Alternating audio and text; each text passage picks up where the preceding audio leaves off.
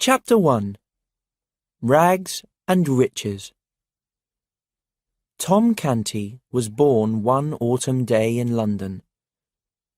It was 1537, and the Canty family were very poor. They did not want another child. Edward Tudor was born on the same day, but he was the son of King Henry VIII, and his family wanted him very much. All England wanted him too. At last, the country had a prince. High and low, rich and poor, the people of England ate, sang, and danced.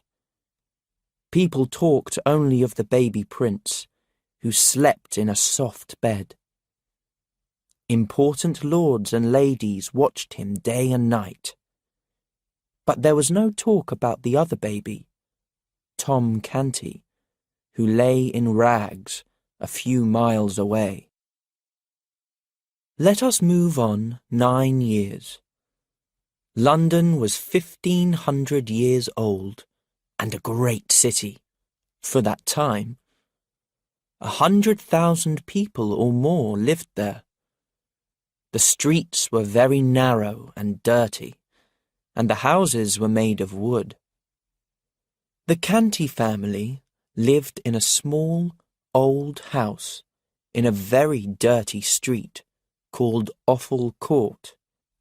Other terribly poor families lived there too, and the Cantys had only one room.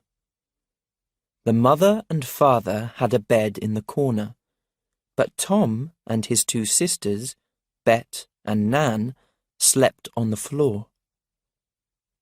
Bet and Nan were kind girls, and their mother was like them. But their father was a terrible man. He was a thief and a beggar. Tom had to go begging every day, and when he came home with nothing, his father always hit him. But little Tom was not unhappy. His life was not unusual. All the fathers in Offal Court were bad to their children and hit them. At night, Tom's kind mother often brought him a piece of bread. And then there was old Andrew, too. He was a good old man who liked to teach the children good ways. He taught Tom how to read and write, and told him stories about palaces and princes. Soon, Tom's head was full of these wonderful things. At night, he lay on the floor in his rags, tired and hungry, but in his dreams he was a prince in a beautiful palace. He wanted only one thing: to see a real prince. He thought about this all day and dreamed about it all night. One morning, Tom got up hungry and walked through the streets. Soon, he was further away from home than ever before. He looked up and saw a wonderful building in front of him. It was the King's Palace of Westminster. Perhaps I'll see a prince now, he thought. Soldiers stood in front of the gates, and people waited outside. They all wanted to see their king. Poor little Tom, in his rags, was coming up to the gate when he saw something exciting. A young boy was coming out of the palace. There were servants all around him, and he wore gold and jewels on his clothes and hat. It was a real prince. Tom put his face against the palace gates, but a soldier pushed him away, hurting his arm. "Go away, beggar," the soldier shouted. The crowd laughed, but the young prince was watching. He ran to the gate, and his face was hot and angry. "Do not hurt that boy," he shouted. "Open the gates and bring him in." The soldier opened the gates, and Prince Edward Tudor, the king's son, shook Tom Canty's hand. "You look hungry," Prince Edward said. "Come with me." Edward took Tom to a beautiful room in the palace and told his servants to bring him food. And what food! It was wonderful, just like the food in stories. Edward told the servants to go, and then he turned to Tom. "What is your name, boy?" "Tom Canty, sir." "And where do you live, Tom Canty?" "In a poor street, sir, called Offal Court." "Do you have family?" asked Edward. "Yes, sir," replied Tom. "I have a mother and 2 sisters, and a father too, but he is not important to me. Sorry for saying so." "Is he not kind to you?" Edward asked. "Not to me, or to anyone, sir," Tom replied. "He hits me." "Then tonight he shall be a prisoner in the Tower of London," Edward said angrily. "My father will—" "Please, sir," said Tom, "you forget that he is very poor. The Tower of London is only for important men." "That is true," Edward said. "Tell me, what do you do every day in this place, Offal Court?" "I play with my friends," explained Tom. "We often sing and dance. In the summer, we swim in the river. We run and fight in the mud too." "I would like to take off my shoes and play in the mud," said Edward. "Just once." "And I'd like to wear a prince's clothes," replied Tom. "Just once."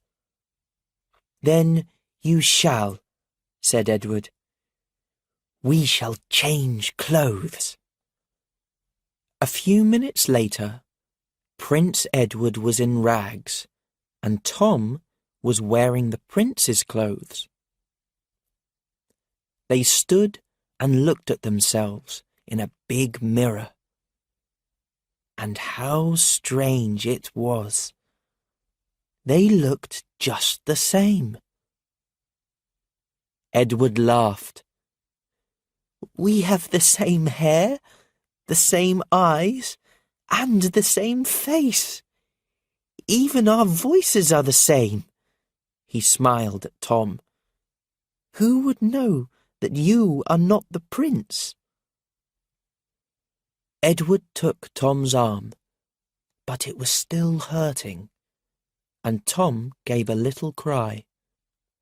"That soldier hurt you," Edward said angrily. "Oh, it is nothing," Tom began. But the little prince was not listening. "He did a terrible thing, and he will be sorry," Edward said. He began to run out of the room, then stopped. He took a large ring that was lying on the table and went to put it in a cupboard. But he could not open the cupboard. So he put the ring under the carpet in the corner of the room, and then ran out to the gate, his face hot and his eyes angry. "You, soldier, come here," Edward shouted. But the soldier hit him on the ear. "Take that, beggar," he shouted. "That's because you got me in trouble with the prince earlier." "I am the prince," said Edward. But the soldier looked at the little boy in rags and pulled him through the gates, then closed them. "Go away, you stupid little beggar," he said angrily. "Open the gates at once," Edward shouted. "I am Prince Edward." But the laughing crowd pushed him away and hit him. "Make way," they laughed. "Here comes Prince Edward." Chapter 2. The Mad Prince.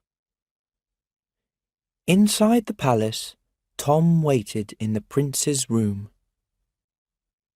He enjoyed himself at first. He looked at himself in the mirror, holding the prince's sword. He sat in each of the beautiful chairs in the room. But after half an hour, Tom began to worry. "What will happen if somebody finds me here in these clothes?" Tom thought. "The prince isn't here to explain. They will execute me for this." Just then, the door opened, and a servant said, "The Lady Jane Grey." "What's wrong, my prince?" said Edward's cousin when she came into the room and saw Tom's worried face. I am no prince," he said. "I'm only poor Tom Canty of Offal Court, a beggar boy. Please don't be angry with me. Bring me my rags, and I will go home." "Oh," Lady Jane cried, afraid. "What are you saying?" Then she turned and ran out of the room. "There is no hope for me now," thought Tom. "Now they will come and take me."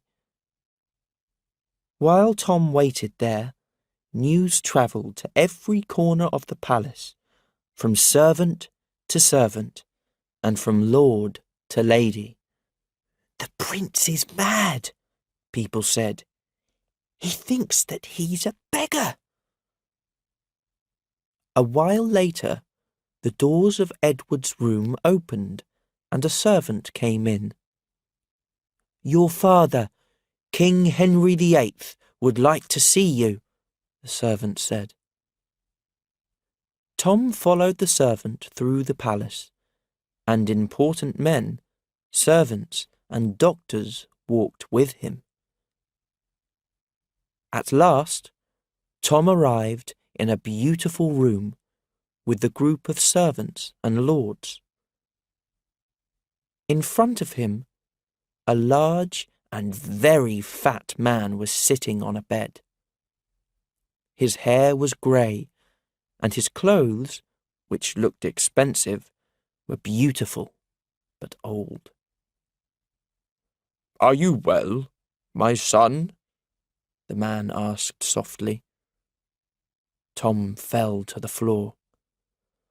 "Please don't hurt me, great king," cried Tom. "I am a poor boy, but I do not want to die." "Come to me," King Henry said. "You are not well." The king took Tom's face between his hands and looked lovingly into it. "Do not be afraid," he said. "Don't you know your father?" Then he spoke to Tom in French. "I do not know this language, sir," said Tom. Henry fell back onto the bed. "Then it is true," he cried. "My son is mad." He held poor Tom's head in his arms. Then he sat up and looked at the people around him. His eyes were hard. "My son is mad, but he will be better soon," the king said. "If anyone in the palace speaks of this, they will go to the Tower of London. My son will be the next King of England. We must sign all the papers to make him the Prince of Wales." "Sir," said one of the lords, "only the Duke of Norfolk can sign these papers, and he is in the Tower of London." "Be silent," the king cried. "My son will not wait for that man. We will sign the papers ourselves, and you will execute the Duke of Norfolk." Little Tom's face went white, hearing this. "You are very good to me, sir," he said, but I don't want anyone to die." "Don't worry about these things, my prince," said the king. "Now, go to your room and come back when you are better." When the servants took Tom back to his room, he walked slowly. This was not the palace of his dreams, he thought sadly. This was a prison made of gold. Just after 1 o'clock, servants dressed Tom and took him to a beautiful room. There was a very large table in the room, and one chair. The plates and all the things on the table were gold, and there were servants all around the room. All the servants knew that the prince was not feeling well that day, so they did not look surprised when he ate with his fingers, and no one smiled when he looked at the vegetables on the table and asked, "What are these? Can I eat them?" "Our poor prince," they said after the meal. That afternoon, King Henry VIII woke up after a bad dream. "I feel worse every day," he thought. "I will die soon. But the Duke of Norfolk must die before me." There was a terrible look in his eyes. "Execute Norfolk tomorrow," he said, when one of his important lords, Hertford, arrived. "Get the Great Seal. Then I can sign the papers and send him to his death." Lord Hertford looked down at the floor. "You remember, sir," he said quietly, "you gave the Great Seal to Prince Edward 2 days ago." "Oh, yes, I did. I remember now. I forget so many things these days. Well, go and get it at once," the king replied. "Quick, hurry!" Lord Hertford hurried to Edward's rooms, but soon came back with no seal. "Sir," Hertford told the king, "I am very sorry, but the prince does not remember the seal. Shall I tell the servants to look in his room?" "No, do not worry the poor boy," said the king sadly, and he lay back down on his bed. That night, there was an important royal banquet for the prince at the Guildhall. At 7 o'clock, servants came to dress Tom. By 9 o'clock, there were 50 royal boats on the river in front of the palace. They had gold and silver decorations on them. Lights were burning in the palace gardens, and all along the River Thames, thousands of Londoners were waiting for their prince. Slowly, great lords and ladies came through the palace gates and walked down to their boats. There was the sound of a trumpet, then a cry. "Make way for Prince Edward!" The crowd shouted when Tom appeared. He was wearing a coat of white, silver, gold, and jewels. Lady Jane Grey and the prince's sister, Princess Elizabeth, walked slowly beside him, past the servants, to their boat. While music played softly, the boats moved down the river. Their lights were like jewels on the water. To Princess Elizabeth and Lady Jane, this journey along the Thames was nothing special. But for Tom, born in rags in Offal Court, what a different world this was. When the boats arrived, Tom, Princess Elizabeth, and Lady Jane rode horses to the Guildhall and went to their seats at the banquet tables.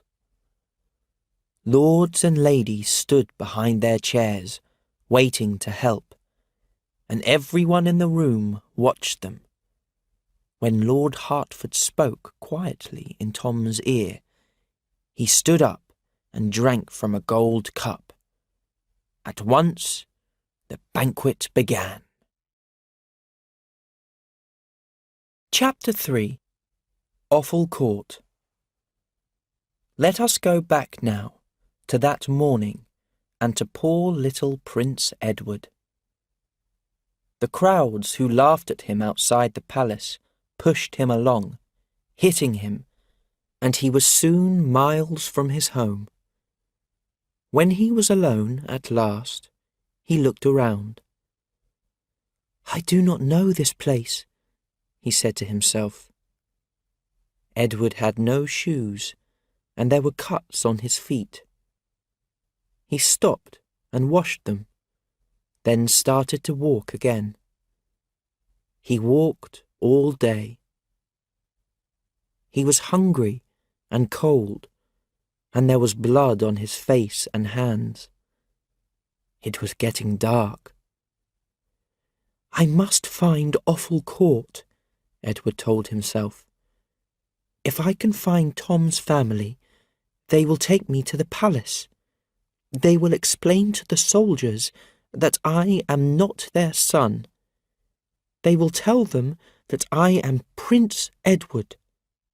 At that minute, a big man took his arm from behind, shouting, "There you are!" He was a hard, ugly man, and he was wearing rags. "You haven't brought back any money, have you?" the man said. "I'll hit you when we get home." Edward looked into the man's angry face. "You are his father," he cried. "I'm your father," John Canty shouted. "I am too tired for this," Edward replied. "Take me to the king, my father, and you will be rich." "What? Are you mad?" Canty shouted, and he took Edward's arm and pulled him down a narrow street and into Offal Court. Edward fought and fought, but John Canty was too strong for him. "Stop that!" shouted Canty at last, and he held up a big heavy stick to hit the prince. Suddenly, an old man caught Canty's arm. "Are you trying to stop me?" Canty shouted at the man. He hit him hard on the head with his stick, and the man fell into the mud. A few minutes later, Edward and John Canty were in the Canty's room. There was not much light, and it was a small, dirty place. 2 girls and a woman were in a corner of the room. "Now then," Canty said to Edward, "say your name, your real name, or you'll be sorry." "Do not tell me to speak," said the little prince, and his face was red and angry. "I am Prince Edward." Canty laughed, but his eyes were cold and hard. The woman ran to Edward. "My poor boy," she cried. "You read too many stories about princes." The prince looked into her face and said softly, "Your son is well, and he is not mad, good lady. Take me to the palace, and the king will bring him to you." When he heard this, John Canty hit Edward hard on his back, and he fell into Mrs. Canty's arms. She tried to move herself between the boy and John Canty, but Edward pulled himself away. "Don't stop him," Edward told her, "or he will hit you too." Later that night, Edward lay on the floor, hurting terribly. Tom's mother softly touched his hair and cried. "My father the king will thank you for this," Edward told her. When she heard this, Tom's mother began to cry harder. Edward soon fell asleep, but Tom's mother lay worrying in her bed. "He looks like my Tom, but there's something different about him," she thought. "How can I know that he is really my son?" And then she remembered something. When Tom was surprised, he always put his hands in front of his eyes. "I'll surprise the boy," she thought, "and see what happens." Tom's mother touched Edward, and he suddenly woke up and looked around him. But he did not move his hands. That night, she woke him up 3 times, but his hands never moved. "Mad people can forget things," she thought, "but can their hands?" The Cantys only slept for a few hours. Later that night, a man knocked on their door. "What is it?" John Canty shouted angrily.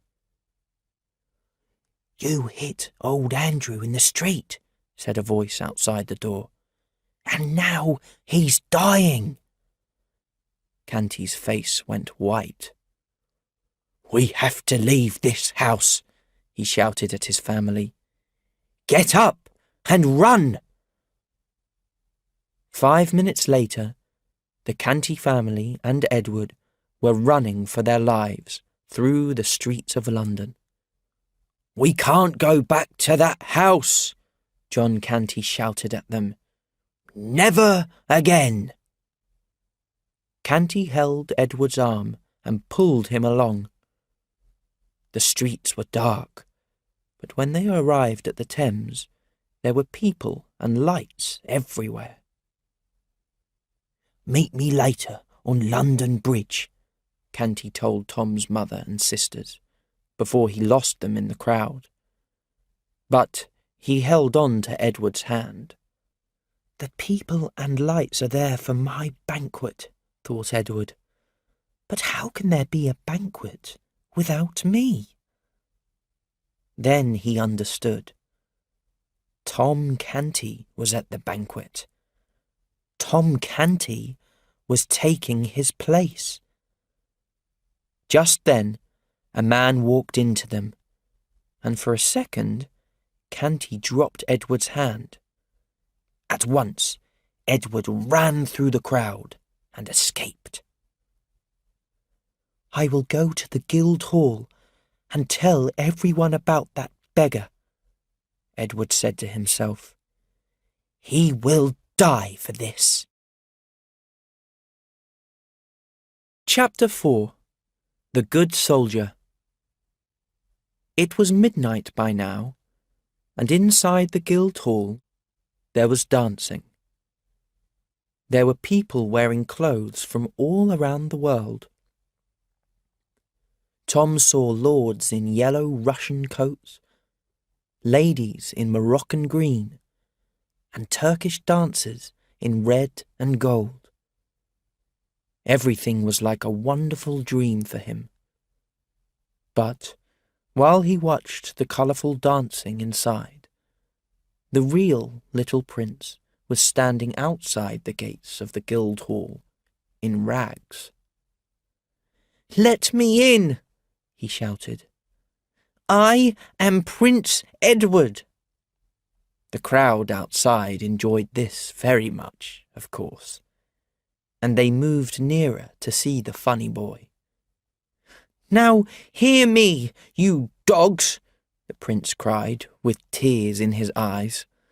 "I am Prince Edward." "Prince or not, you are a brave boy," a voice cried. "And now you have a friend. I am Miles Hendon." A tall, strong man pushed his way through the crowd and stood next to Edward. He was wearing soldier's clothes, and he had a sword. "Kill him!" someone shouted, and at once the crowd pushed against him. But Miles Hendon pulled out his sword and fought wildly. Men fell here and there, but the crowd was strong. It was beginning to fight back when an officer shouted, "Make way for the king's horses!" Soldiers rode straight through the crowd and up to the gates of the Guildhall. Everyone ran from the horses, and Miles Hendon took up the prince in his arms. They were soon far away. Inside the Guildhall, there was the sound of a trumpet above the noise of the music and dancing, and at once everyone was silent. An officer shouted, "The king is dead." For a while, everyone stood quietly. Then they all looked at Tom. At last, there was a great shout. "Long live the king!" everyone cried. Tom's eyes moved across the crowd. Hundreds of faces were watching him. His people wanted to hear him speak. He said quietly to Hertford, "If I tell the people to do something, will they do it?"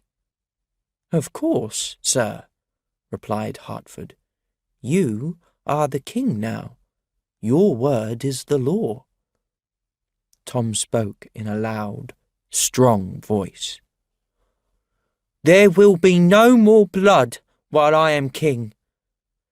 Go to the Tower of London and tell the soldiers this. The king says that the Duke of Norfolk will not die." All around the room there were loud cries. "No more blood! Long live Edward VI, King of England!" Chapter 5. Long live the king! When they were free from the crowd outside the Guildhall, Miles and Edward ran through the streets and up to the river. There were more crowds at London Bridge, and poor Edward heard the news from 1,000 voices at once. "King Henry is dead." Tears came to his eyes. Most people were afraid of King Henry, but he was a kind and loving father to Edward. For a few seconds, Edward felt all alone in the world. Then he heard shouts of, "Long live King Edward the Sixth!" "I am king now," he thought, and it felt strange and wonderful. Miles was taking Edward to an inn, where he had a room, but when they crossed the road to the inn, John Canty stopped them outside. "You won't get away from me again," he said, catching Edward. "I'll hit you so hard." "Take your hands off him," cried Miles. "What is the boy to you?" "It's none of your business, but he's my son," answered Canty angrily. "It is not true," cried Edward. "I will die before I go with him." Miles put his hand on his sword. "Father or not, you shall not touch the boy," he said, "or you will be very sorry." Canty walked away into the crowd, shouting angrily, and Miles took Edward into the inn. Up in Miles's room, the little king fell onto the bed. It was 3 o'clock in the morning, and he was tired. "Wake me when my food is ready," he told Miles, and then at once he fell asleep. "Well," laughed Miles, "he comes to my room and takes my bed with no please or thank you. He calls himself a prince, and he tries to live like one too. Poor mad little beggar. Well, I will be his friend. I already like him, and the funny way that he talks. I will teach him and watch over him." When Edward woke up, there was food on the table, and he sat down and began to eat. "Bring me water," he said. Miles brought the prince a cup, then pulled a chair to the table. But before he could sit down, the boy said angrily, "Do not sit at the king's table." Miles nearly laughed, but he stopped himself. "This mad boy will send me to the tower next," he thought. And he quietly stood and waited for Edward to finish his food. "Tell me about yourself," said Edward while he ate. "I am the son of Sir Richard Hendon of Hendon Hall," Miles replied. 10 years ago, I went to France to fight in the king's army, but there I became a prisoner. A few months ago, I escaped from a French prison.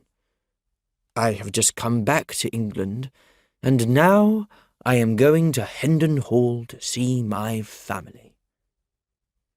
"You will see your family soon," said Edward. "But I will never see my father again." There were tears in his eyes. Then he told Miles about his life as a prince, and about how a beggar took his place. "He's mad, but he tells a good story," Miles thought. Edward stopped talking and looked at Miles. "Last night, you saved the King of England," he said. "You have been good to me, and now I shall do something for you. What would you like?" Miles smiled. What could he ask from a mad boy? Then he thought of something. He was tired of standing. "Please, sir," he said, "could I sit in the same room as the king?" "Take a seat, Sir Miles Hendon," replied Edward. From this day on, you will be Sir Miles Hendon, and only you will sit in the same room as the king." Miles sat down at once. "I was right to ask him for that," he thought. "My legs hurt already. I wouldn't like to stand for weeks." Later that morning, while Edward slept, Miles went out to buy some clothes for him. But when he came back and opened the door of his room, it was empty. Miles ran downstairs. "A boy brought a note from you, sir," a servant told Miles. "He was a tall boy with dark hair, and I gave the note to your friend. It said that you were waiting in Southwark. They left together." "I wrote no note, you stupid man," Miles shouted. "Was the boy alone?" The servant thought for a second. "He came alone, sir, but when they got outside, another man followed them." "It is that ugly villain who was waiting outside the inn," Miles cried. "My poor mad little boy. I will find you." Chapter 6. A Kind King. When Tom woke up that same morning, he thought for one happy minute that he was at home again. Then he saw lords and servants standing around his bed, and he knew that he was still a prisoner and a king. They began to dress him. A very important lord gave a sock to the highest soldier in the army. The soldier gave it to a great officer of the Tower of London. Slowly, the sock moved through the hands of England's great and good. Finally, a servant carefully put the sock on Tom's foot. Then the second sock started its long journey to the king's bed. When Tom was dressed at last, in beautiful purple clothes and a hat, one servant washed the royal face, and another dried it. He ate breakfast, and then his great officers and a small army of servants took him to the great hall. There, with Lord Hertford at his side, he watched while the business of England went on before him. People came and went, reading long letters and bringing important papers, and every now and then Hertford touched Tom's arm and told him to sign something. There was a lot of talk about money, and when Tom heard one of the officers say, "The king has not paid his 1,200 servants," he suddenly sat up. "I don't need 1,200 servants," he cried.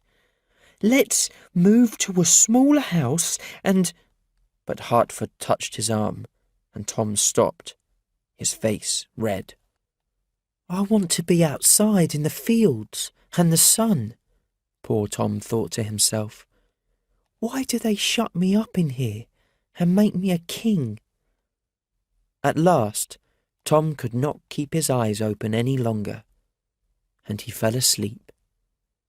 At once, everyone stopped talking, and for a few minutes, while the young king slept, the business of England stopped. The days went by, and the boring business of being king took most of Tom's time. Hertford told him what to do and what to say, and Tom tried not to make mistakes. Slowly, he became more comfortable in the palace. He still felt a little like a prisoner, but not all the time, and every day it was easier to be with the king's officers and servants. On Tom's 4th day as king, He was looking out of a window when he saw a crowd near the gates. They were shouting and angry, and Tom was at once interested. "Shall I send a servant down there, sir?" Lord Hertford asked. "He can find out what it's all about." "Oh, yes, please," said Tom excitedly. A few seconds later, the servant came in with a group of officers. They were holding a man. "The crowd was following this man, sir," the servant said. "He is on his way to the tower, and the soldiers are executing him tomorrow." "I know this man," Tom thought. "This is the man who saved Giles Witt on New Year's morning when he fell in the river." "What is your crime?" Tom asked the prisoner. "They say that I killed an old man with poison, sir." "He went into a house in Islington to visit a man who was ill, sir," said one of the officers. "And an hour later, the man died." "And did they find poison in the dead man's room, or in this man's pocket?" Tom asked the officer. "No, sir." "So we don't know that this man had poison, or that the old man really died of poisoning," Tom said angrily, and then he turned to the prisoner. "What do you say?" he asked. "I was not in Islington that day," the man said. "I was not taking a life. I was saving one. I saved a boy who fell in the river." "When did the crime happen?" Tom asked an officer. "On New Year's morning, sir." "Stand up and go," Tom told the prisoner. "You are free." When Tom turned to the officers, his face was red. "Why were you sending this man to the tower?" he said. "You found no poison, so you do not know that he killed anybody." "They say that our king is mad," one of the lords in the room said quietly to another. "But he does not sound mad to me." Chapter 7. The Gang of Thieves. Let us go back a few days to see the real king, Edward. He was in Southwark with a tall, dark-haired boy who came for him at the inn, and he was sitting down angrily by the road. "You said that Sir Miles Hendon was waiting for us here," he said. "I will stop here and walk no more. He must come to me." "He can't. He's hurt," said the boy. "Hurt? Why didn't you say?" "Then we must go to him at once," said Edward, and he followed the boy along a road, and at last into some woods. After a while, they came to an old barn, and Edward followed the boy inside. There was no one there. Edward looked at the boy. "Where is Miles?" he asked. But the boy only laughed. Then John Canty appeared. "Where are your sisters and mother?" he shouted angrily. "My mother is dead," Edward replied, "and my sisters are in the palace. My palace." The boy laughed, but Canty said, "I don't want to hear any more of this, or you will be sorry. Now come here, Hugo. I need to talk to you." While John Canty talked quietly with the boy, Edward sat in a corner of the barn. He thought sadly of his father, and remembering happy times with him, he began to cry.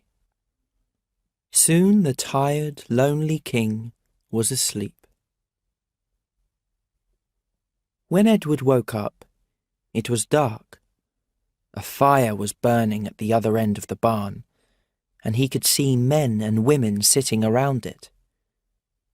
They were terrible to see. Some had only one hand, one leg, or one eye.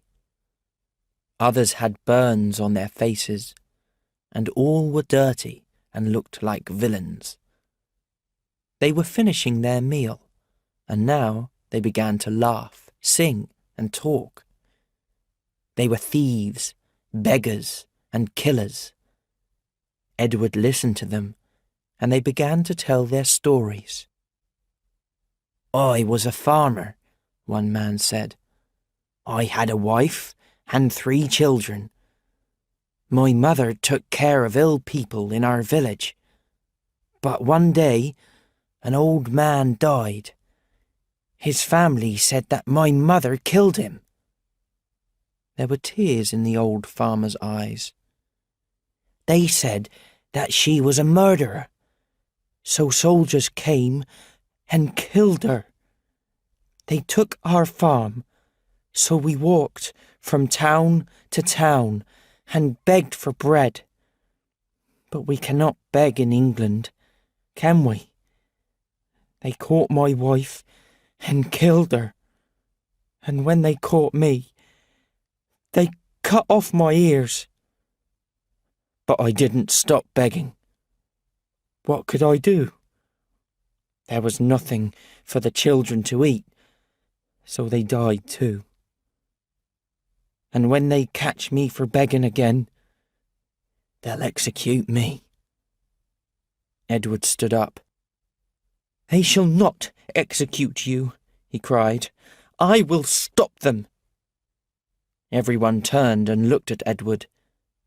"And who are you?" they laughed. "I am Edward, King of England," he said. The thieves laughed wildly. "Be careful," said a man with burns on his face.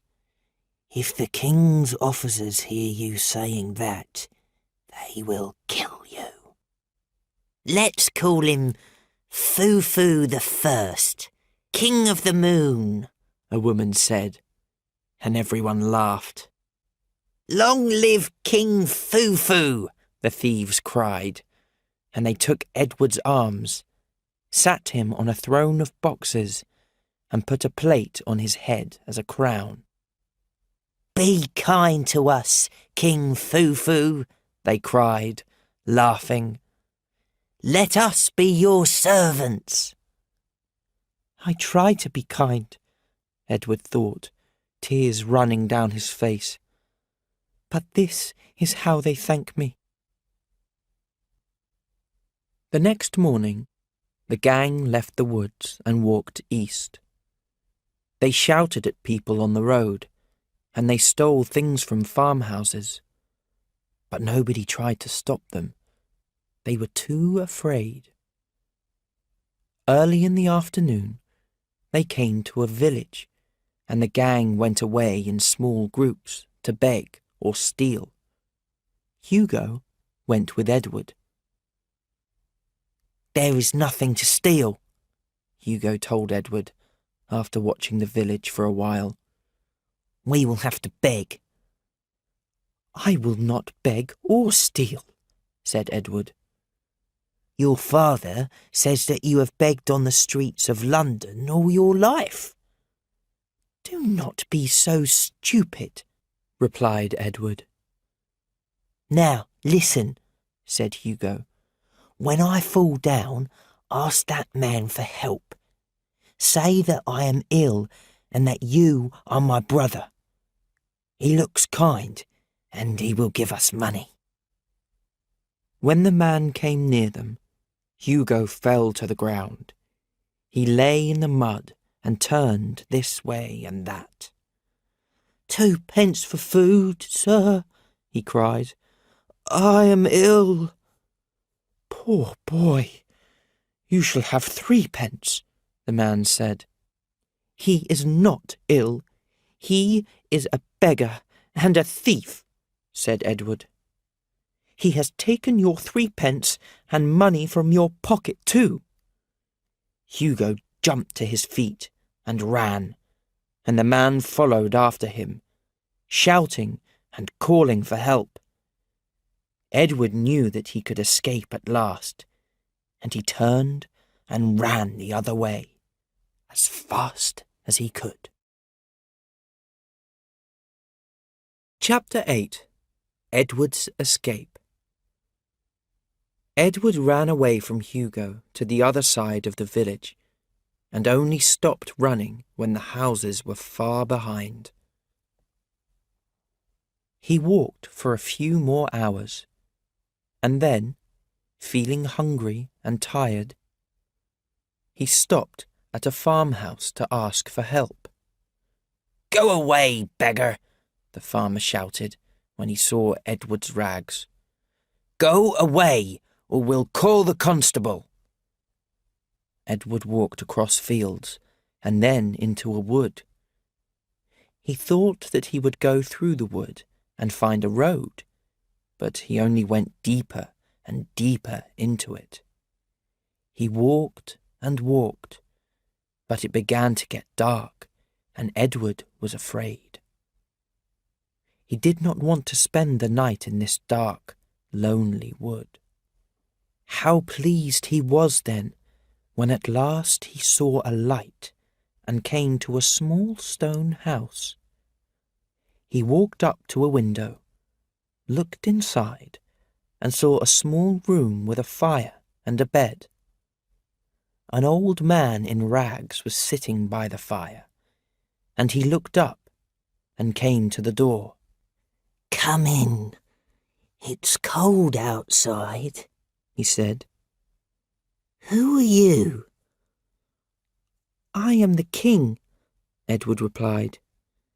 "Oh, come in, king," the old man said. "Sit down." The old man put wood on the fire and brought a chair near to it for Edward. He had wild eyes, and all the time he talked quietly to himself. He washed the cuts on Edward's feet and then began to cook some food. The old man gave Edward some dinner, and then he took him into another room and made a warm, comfortable bed for him. "So, you're a king," he said, smiling.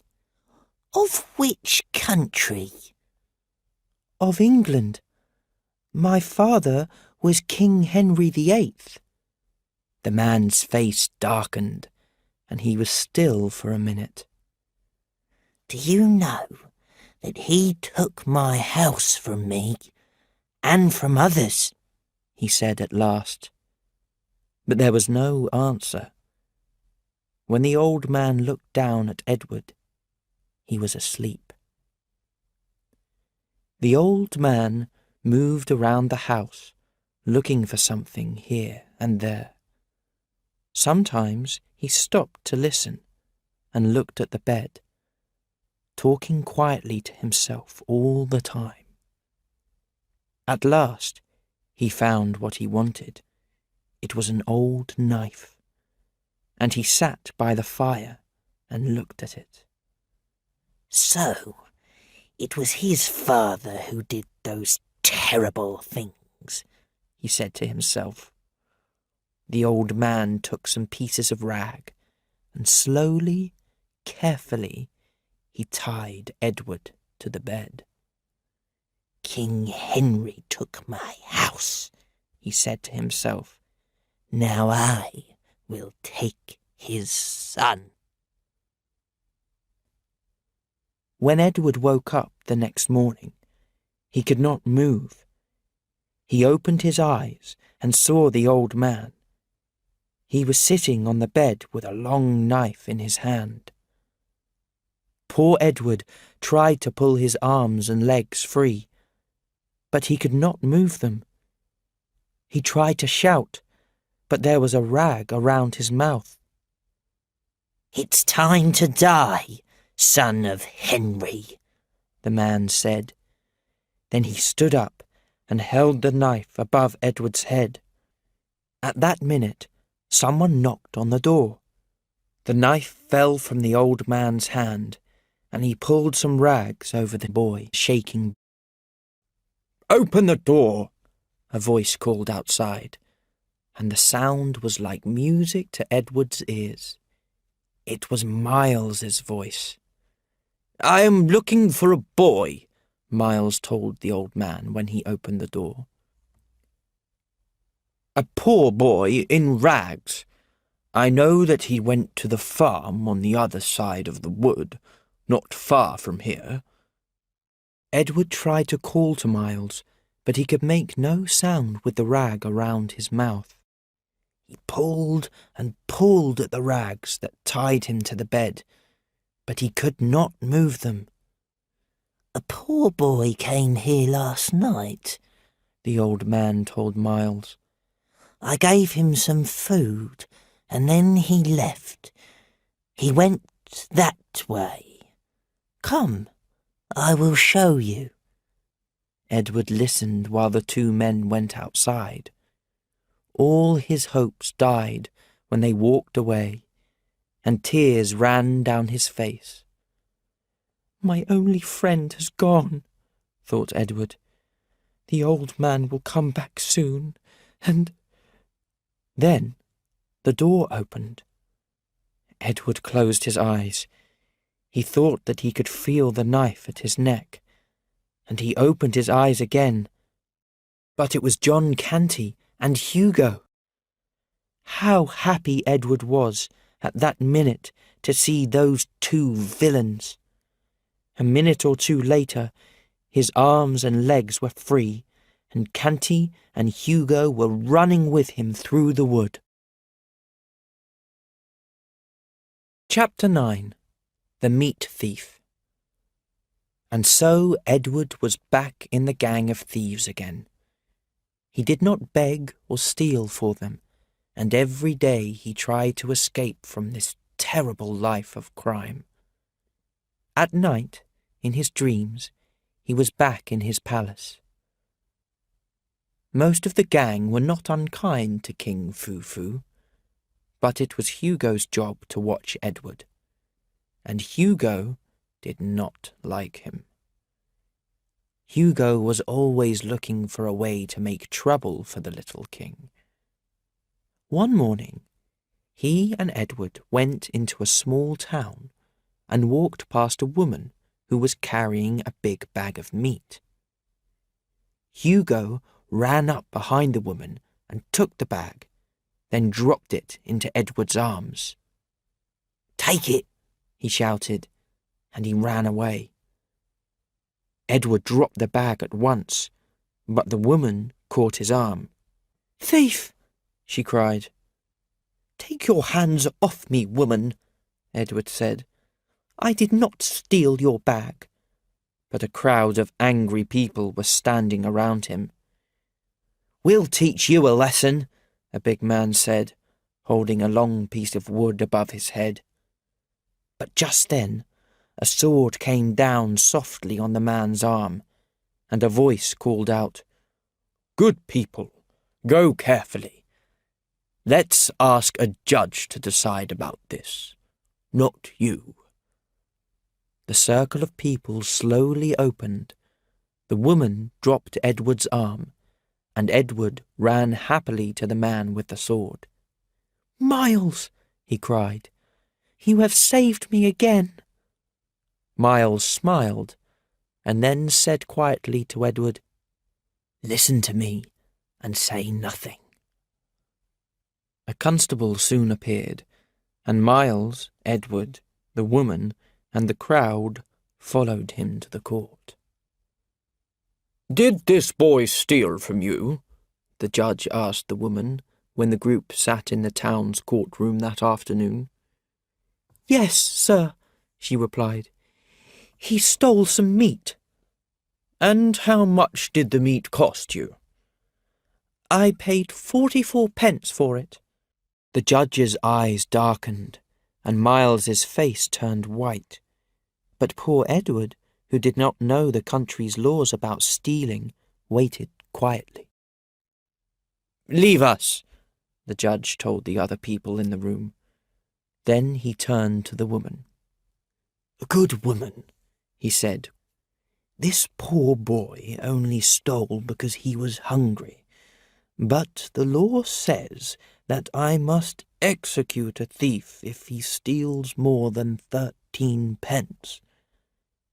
Edward jumped up, his eyes open wide, but the woman began to shake and cried out, "Oh no, I don't want that."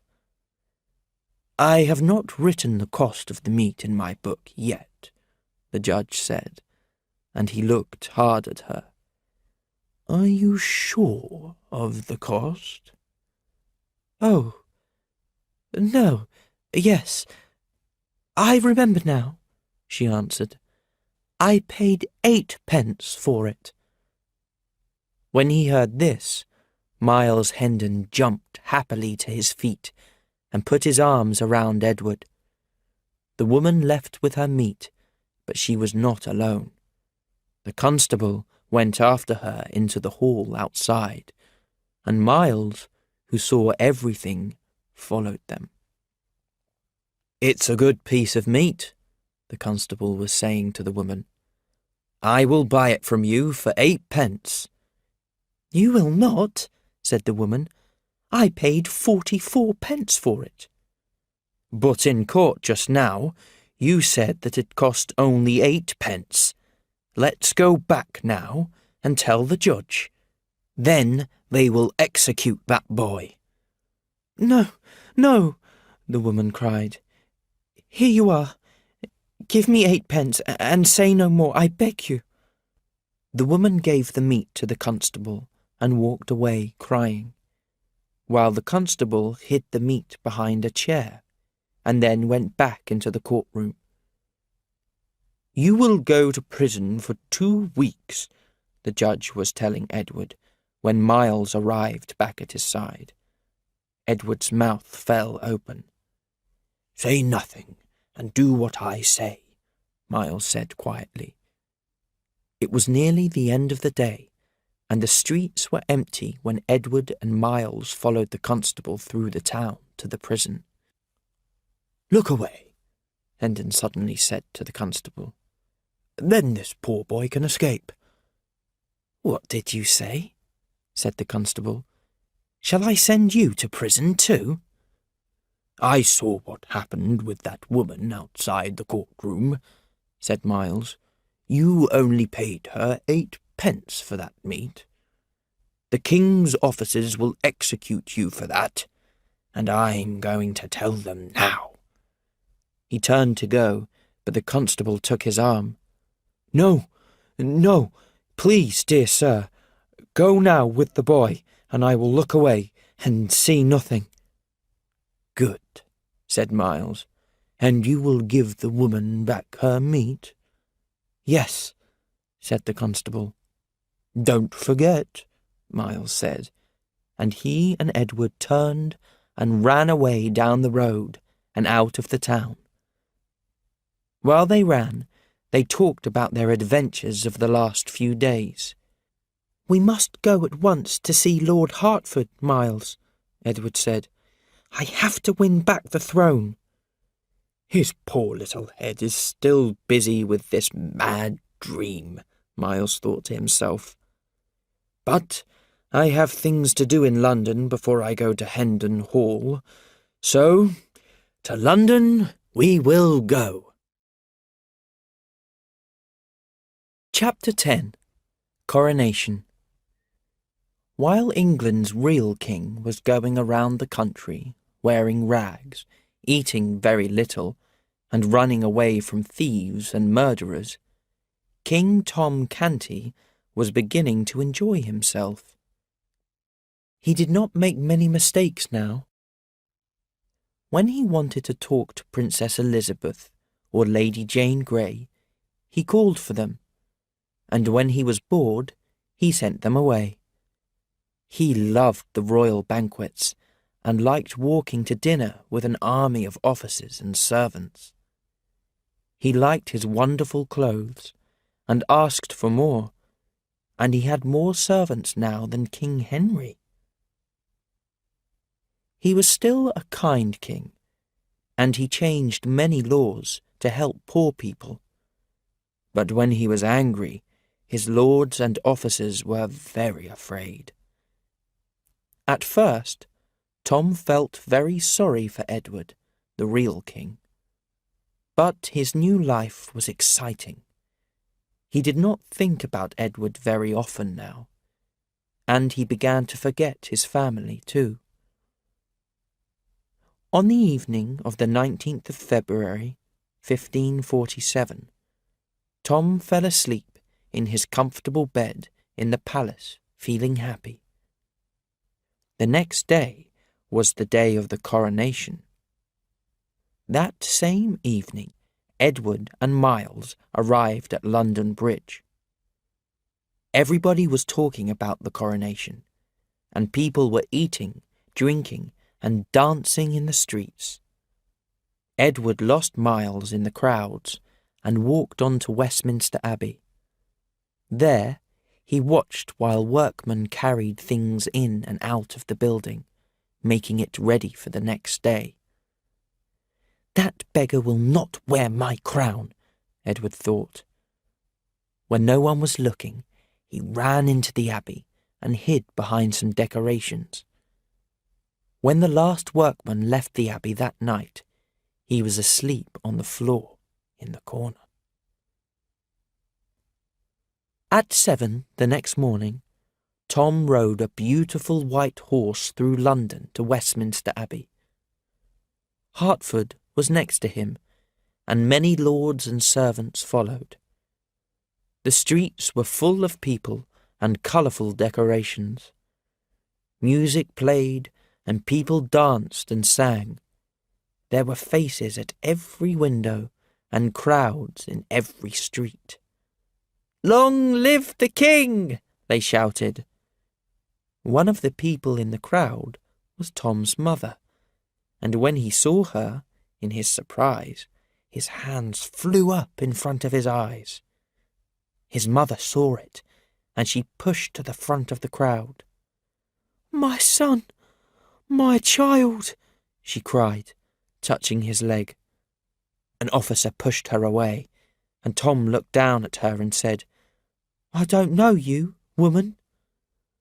Tom rode on through the crowds, but he did not see them any more, or hear their shouts. He could only think of his mother's sad face. At 9, the people inside the abbey heard the sound of guns.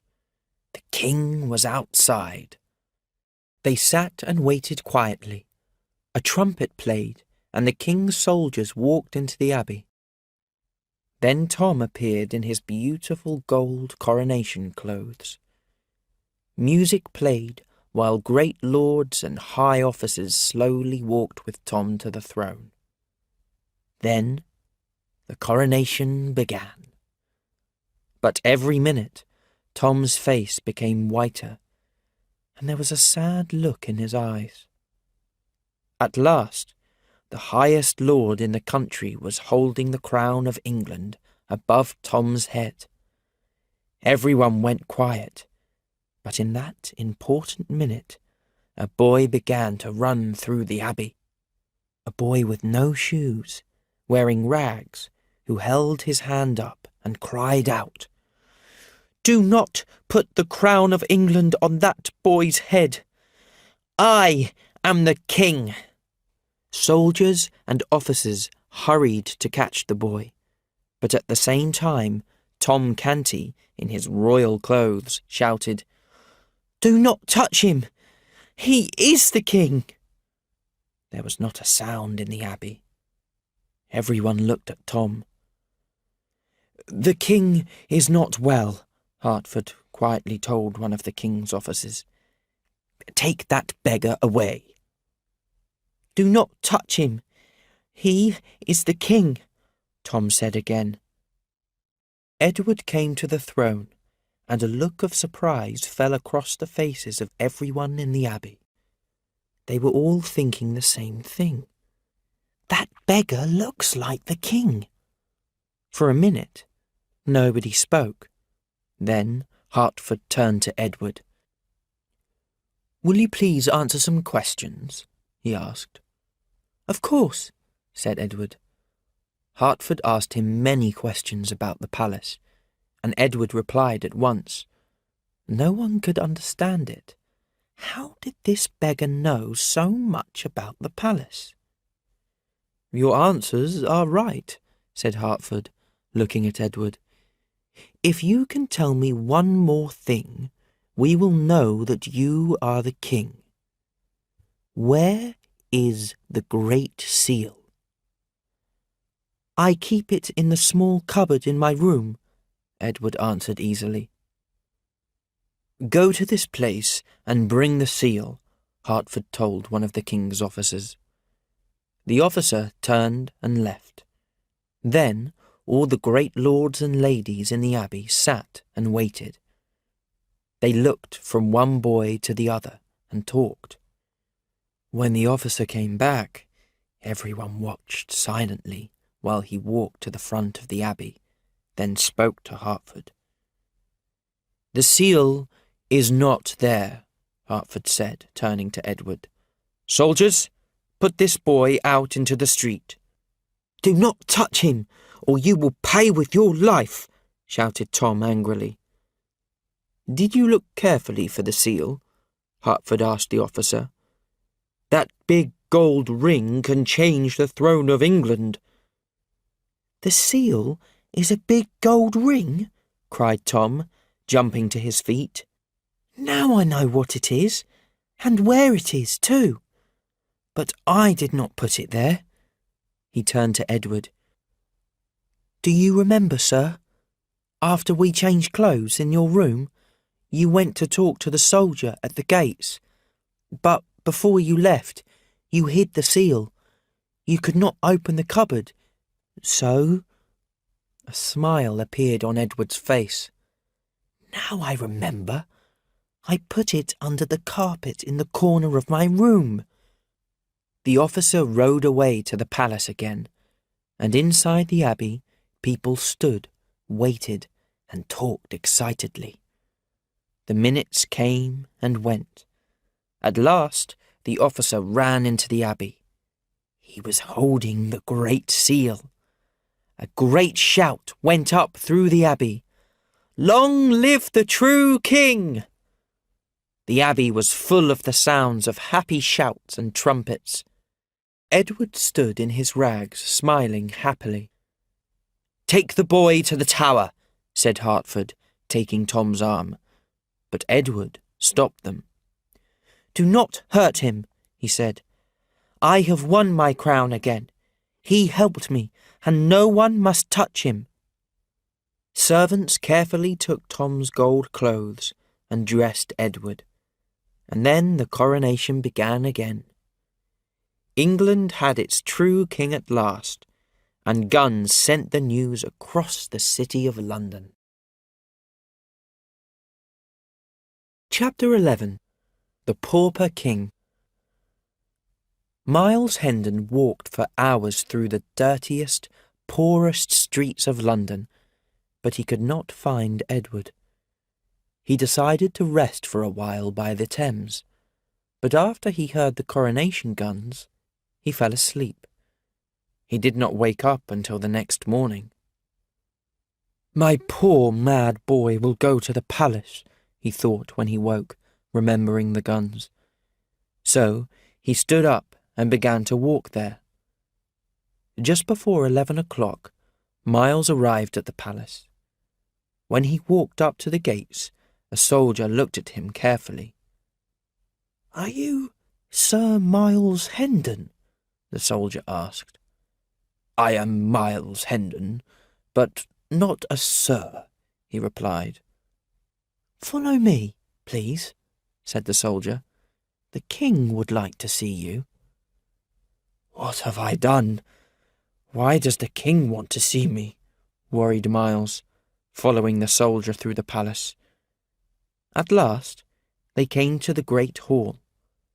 Miles took off his hat and followed the soldier to the throne. He was afraid, But then the king moved his head, and Miles saw his face. "It is not possible," he thought. His poor, mad boy was sitting on the throne of England. "I'm dreaming," Miles told himself. But his little pauper friend looked real, and the other people in the room looked real too. How could he find out if this really was his beggar boy? Then Miles thought of something. He took a chair and sat down. At once he heard angry voices, and a hand took his arm. "Stand up, you stupid man," a voice shouted. "Nobody sits in front of the king." But Edward suddenly stood up. "Do not touch him," he cried. "This man is my true servant, and he saved my life with his sword. For that he became Sir Miles Hendon. Sir Miles, and only Sir Miles, can sit in front of the king, and his children, and their children, and their children can do the same." "Then it is my pauper, my little beggar boy," cried Miles. "My soldiers found you," said Edward. "I knew that you would come to the palace looking for me, and I described you to them." There was a noise at the other end of the room, and a servant brought Tom into the great hall. Edward turned from Miles to Tom. "I have heard that you were a good and kind king, and I am pleased with you," said Edward. "We will take care of your mother and sisters, and from this day you shall be Sir Tom. Then everyone will remember that you were once a king." The servants took Tom from the room, and pleased and happy he ran to tell his mother the good news. And so we leave King Edward in his great palace. Poor Edward did not live for many years, but he tried to help his people while he was king. He found the judge who saved him when Hugo stole the meat, and helped him to become an important man. He found the poor farmer too, saved him from the gang of thieves, and gave him a comfortable life.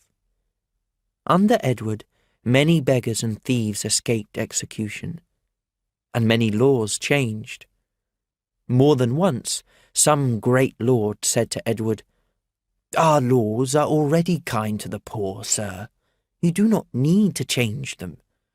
And every time, Edward looked at the lord and said, "What do you know about life as a pauper? My people and I know, but you do not." King Edward liked to tell the story of his adventures, and of how he nearly missed the coronation because he was sleeping so deeply on the floor in a corner of Westminster Abbey. He was friends with Tom Canty and Miles Hendon for the rest of his short life. Miles went home to Hendon Hall and soon married. Tom lived a long and happy life, and his mother and sisters did too, but nobody ever saw John Canty again. Everyone knew that Tom Canty was Sir Tom, and they stopped when they saw him in the street. "That man was once a king," they said. "Take off your hat to him."